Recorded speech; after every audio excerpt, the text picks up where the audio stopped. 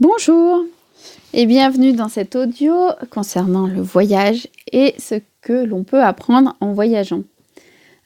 Et aujourd'hui, j'avais envie de partager avec toi et avec vous tous mon expérience de la Bolivie. J'avais déjà posté il y a 2 ans, il me semble, pas mal de commentaires assez détaillés sur la Bolivie, à l'époque où j'y étais d'ailleurs. Puisque la Bolivie m'a interpellée avec son concept de vivre bien, de savoir-vivre. Penser comme un mouvement en réaction, finalement, à notre modernité capitaliste débridée.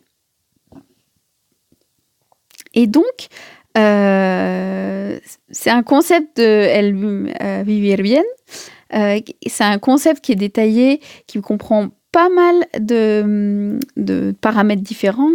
Moi, ce qui m'avait marqué, c'est qu'il y avait savoir se reposer, il y avait savoir travailler, savoir se former, savoir aider les autres, savoir entrer en relation avec quelqu'un, savoir profiter. Il y avait une quinzaine de critères très intéressants. Il y avait même savoir danser. Dans le vivre bien, il y avait savoir danser, ce que je trouve assez magique. Et en fait, ce qui est assez inspirant là-dedans, c'est que je trouve qu'on est très loin de notre manière de penser le travail, justement, ou la vie, avec une équation sacrifice et douleur égale rentabilité plus tard. C'est-à-dire que pour moi, avec ce vivre bien, maintenant, c'est-à-dire vivre bien à 18 ans, vivre bien à 19, à 20, à 25, c'est-à-dire un vivre bien qui n'est pas un hédonisme débridé et irresponsable, mais un vivre bien dans le respect des autres d'ailleurs, dans le respect même de la terre, c'est un critère, c'est très présent, cette dimension écologique. Eh bien, on sort de l'idée qu'on est dans une course. C'est-à-dire qu'il faut vite, aller, dès que tu as le bac, top départ, il faut vite se dépêcher. On va bosser en prépa. Et puis après, on pourra en profiter. Et en fait, on a ce côté qui est assez ancré chez nous, je trouve. C'est-à-dire ce côté du après. Oui, mais après quoi, en fait ? Et si on réfléchit... c'est comme si on courait dans un marathon ou des fois une course de fond et qu'il n'y avait pas véritablement de ligne d'arrivée. Parce qu'en fait, on ne saura jamais arriver. C'est-à-dire, on peut se dire, allez, après, en école, j'en profiterai. Ce qui est relativement vrai dans ce cas précis.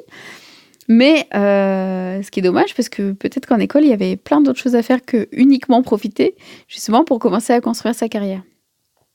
Mais bon, après, on commence à travailler, donc on va dire, les premières années, j'y vais à fond, et puis après, je profiterai. Mais il n'y aura pas de après. Après, il y aura un nouveau poste, après, il y aura une nouvelle entreprise, après, il y aura un nouveau challenge, après, il y aura une nouvelle mission. Et ça peut durer comme ça indéfiniment. Alors, est-ce que la ligne d'arrivée, mentalement, chez nous, c'est la retraite ? Donc après, on pourra en profiter. C'est un peu ça, quand même, quand on voit... ces hordes de jeunes retraités qui enfin libérés d'une vie dont ils ont souffert pendant des années en silence, en fait, s'autorisent toutes les folies, tous les voyages, tous les camping-cars, tous les plaisirs qu'ils ne s'étaient pas autorisés avant. Mais quelque part, c'est peut-être un peu triste de se dire qu'on vivra bien à la retraite quand on commence à avoir des problèmes de santé et à voir le champ de ses possibles se réduire. Et surtout, je sais qu'en plus, là, notre époque est merveilleuse. Notre époque est en train de prendre massivement conscience de plein de choses, et notamment du respect de notre cadre de vie, de notre environnement.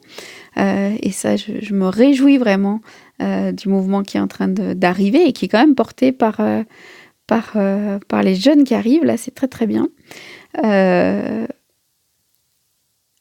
En fait, dans cette philosophie de je sacrifie, je travaille, je ne fais pas attention aux conséquences que cela implique, il y a quand même un irrespect profond, un irrespect de soi d'ailleurs, physiquement et mentalement, et aussi un irrespect des autres, que ce soit mes collègues, que ce soit les gens que j'ai sous mes ordres, ou que ce soit l'autre comme environnement, comme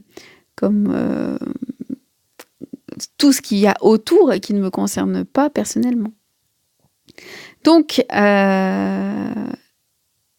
il est difficile de changer de logiciel, surtout quand on est dans un contexte dans lequel c'est le logiciel prédominant. Cependant, vraiment, ce savoir-vivre, j'aime bien ce mot savoir-vivre, qu'on peut utiliser différemment de la manière dont il est utilisé habituellement. C'est-à-dire, est-ce que c'est pas quelque chose qu'il faut qu'on apprenne, justement, à apprendre à bien vivre, pour savoir bien vivre et pour vivre bien. Vivre bien un petit peu au quotidien, dans le respect de tout ça, de moi, des autres, des relations que j'entretiens, de la nature, du repos, etc., etc. Et dans le respect du travail même, qui est quand même inclus comme étant central dans cette philosophie. Voilà, voilà.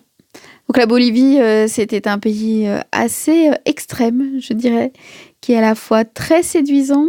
Il y a une espèce de... Moi, j'ai beaucoup aimé une espèce de qualité de vie, et à la fois un côté rude, violent, brutal, dans les paysages, dans la pauvreté, dans l'altitude, qui est très très difficile à supporter.